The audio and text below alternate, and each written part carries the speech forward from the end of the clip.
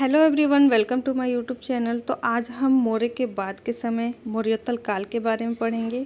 मौर्य के बाद के समय को मौर्योत्तल काल कहा जाता है। पिछली वीडियो लेक्चर में हमने पढ़ा था मौर्योत्तल काल में कौन कौन से वंश आए थे, जैसे शुंग वंश, कण्व वंश, सातवाहन वंश और कलिंग वंश। लेकिन जब छोटे छोटे राज्य का उदय होता है और इस राज्य का राजा कमज़ोर होता है, तब उस पर आक्रमण करने की स्थिति और भी मजबूत हो जाती है। ऐसे में इसी परिस्थिति में भारत पर कुछ विदेशी आक्रमण हुआ और फिर इसी तरह भारत में विदेशी साम्राज्य का स्थापना होता है।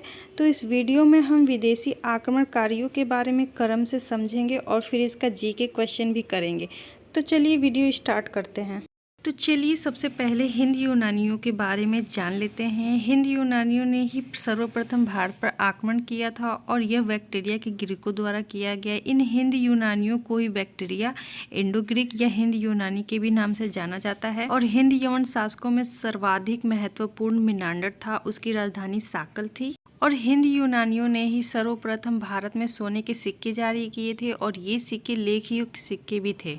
और इस समय प्रसिद्ध बौद्ध दार्शनिक नागसेन के साथ मिनांडर के द्वारा किए गए वाद विवाद का विस्तृत वर्णन मिलिंद पन्हो नामक ग्रंथ में की गई है। और हिंद यूनानियों ने ही विभिन्न ग्रहों के नाम, नक्षत्रों के आधार पर भविष्य बताने की कला, संवत, ये एक कैलेंडर थी यूनानियों की, सप्ताह के 7 दिनों का विभाजन यूनानियों ने ही भारत को सिखलाया था। तो चलिए अब हम इसके थोड़े जीके करते हैं। मौर्योत्तल काल में भारत पर सबसे पहला विदेशी आक्रमण किसके द्वारा किया गया? राइट आंसर है बैक्टीरिया के ग्रीकों द्वारा। इन्हें बैक्टीरिया ग्रीक या हिंद यूनानी के भी नाम से जाना जाता है। नेक्स्ट, हिंद यूनानी, बैक्टीरिया या इंडो ग्रीक के नाम से किसे जाना जाता है? राइट आंसर है बैक्टीरिया के ग्रीकों को।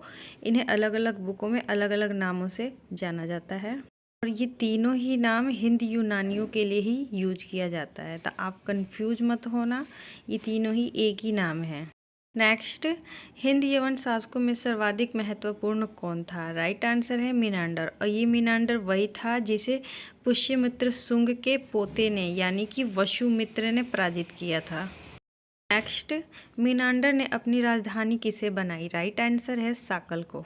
नेक्स्ट, प्रसिद्ध बौद्ध दार्शनिक नागसेन के साथ मिनांडर यानी मिलिंद के साथ किए गए वाद विवाद का विस्तृत वर्णन किस ग्रंथ में की गई है? राइट आंसर है मिलिंद पन्हो नामक ग्रंथ में। नेक्स्ट, भारत में आने वाले विदेशियों का सही क्रम क्या है? राइट आंसर है हिंद यूनानी, शक, पहलव तथा कुषाण। तो ये काफ़ी बार एग्जाम में पूछ लेता है सही क्रम, तो ये इम्पोर्टेंट है। नेक्स्ट, भारत पर आक्रमण करने वाला प्रथम हिंद यूनानी शासक कौन था? राइट आंसर है डेमेट्रियस। नेक्स्ट, भारत में सर्वप्रथम सोने के सिक्के तथा लेख युक्त सिक्के किसने जारी किया? राइट आंसर है इंडो ग्रीक शासकों ने यानी कि हिंद यूनानियों ने। तो अब आता है शक। ये मूलतः मध्य एशिया के निवासी थे। शक शासकों में रुद्रदामन प्रथम और प्रमुख था। जूनागढ़ से प्राप्त उसका अभिलेख संस्कृत भाषा का पहला अभिलेख था और रुद्रदामन प्रथम ने चंद्रगुप्त मौर्य के समय निर्मित सुदर्शन झील का पुनरुद्धार करवाया था, यानी उसकी साफ सफाई करके दोबारा सिंचाई योग्य बनाया था। तो यहाँ से ज़्यादा क्वेश्चन नहीं पूछे जाते हैं, तो सुदर्शन झील का आ सकता है, ये थोड़ी इम्पोर्टेंट है। तो चलिए अब इसके थोड़ी जीके करेंगे।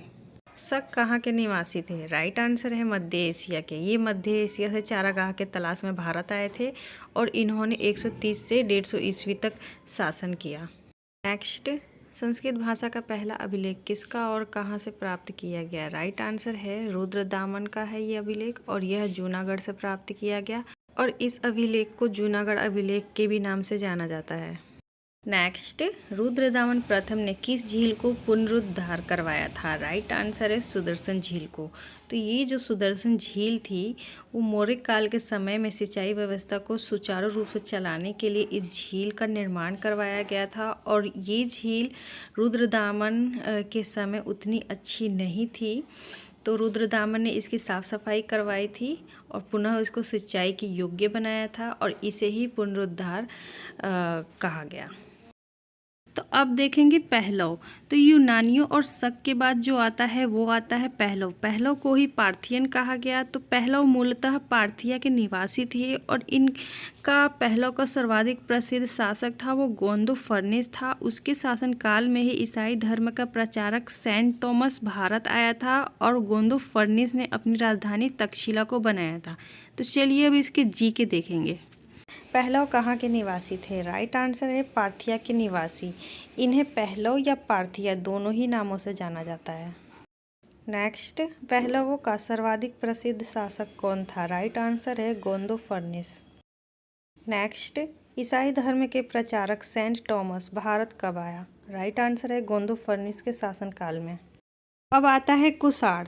तो हिंदयवन, शक और पहलव के बाद कुषाण आता है। कुषाण ये यूची जनजाति से संबंधित थे। वे पश्चिमी चीन से भारत आए थे। कनिष्क कुषाण का सबसे प्रसिद्ध शासक था और कनिष्क ने ही 78 ईस्वी में शक संवत को प्रचलित किया था। यानी ये शक संवत इनकी कैलेंडर थी, उसको इसने प्रचलित किया था।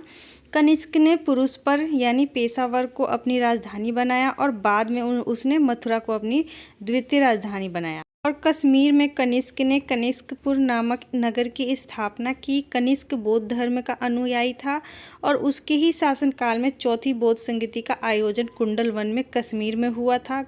और कनिष्क ने ही भारतीयों के लिए महान सिल्क मार्ग की शुरुआत की थी और कनिष्क कला एवं संस्कृत साहित्य का महान संरक्षक था। उसके समय में गंधार एवं मथुरा कला शैली का जन्म हुआ था।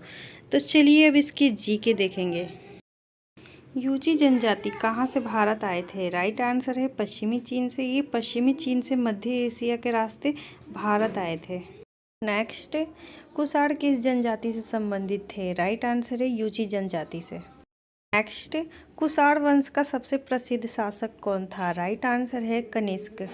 नेक्स्ट, शक संवत कब और किसने प्रचलित किया? तो ये शक संवत कुषाणों की कैलेंडर थी जिसे कनिष्क ने 78 ईस्वी में प्रचलित किया था। नेक्स्ट, कनिष्क ने किसे अपनी राजधानी बनाया? राइट आंसर है पुरुषपुर देशावर को और ये इसकी प्रथम राजधानी थी। नेक्स्ट, कनिष्क किस धर्म का अनुयायी था? राइट आंसर है बौद्ध धर्म का। नेक्स्ट, कनिष्क की द्वितीय राजधानी कौन सी थी? राइट आंसर है मथुरा। नेक्स्ट, कनिष्क ने कश्मीर में किस नगर का स्थापना कराया? राइट आंसर है कनिष्कपुर नगर। नेक्स्ट, कनिष्क के शासनकाल में 14 बौद्ध संगति का आयोजन कहाँ हुआ था? राइट आंसर है कुंडलवन में और ये कश्मीर में है। नेक्स्ट, कनिष्क ने भारतीयों के लिए कौन सा मार्ग आरंभ किया? राइट आंसर है महान सिल्क मार्ग का।